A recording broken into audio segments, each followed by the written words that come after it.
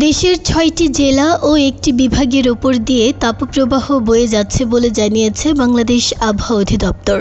একই সঙ্গে সারা দেশে রাতের তাপমাত্রা ২ ডিগ্রি সেলসিয়াস পর্যন্ত বাড়তে পারে বলেও জানিয়েছে সংস্থাটি। ঢাকা, টাঙ্গাইল, ফরিদপুর, রাজশাহী, পাবনা ও সিরাজগঞ্জ জেলাসহ খুলনা বিভাগের ওপর দিয়ে মৃদু থেকে মাঝারি ধরনের তাপপ্রবাহ বয়ে যাচ্ছে। এই তাপপ্রবাহ আগামী কয়েকদিনে আরও বিস্তৃত হওয়ার সম্ভাবনা রয়েছে।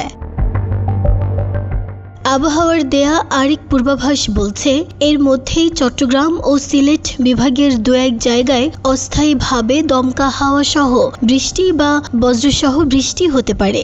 ঢাকা, ময়মনসিংহ, চট্টগ্রাম ও সিলেট বিভাগের কিছু কিছু জায়গায় ঝোড়ো হাওয়া সহ ভারী বৃষ্টির সম্ভাবনা রয়েছে।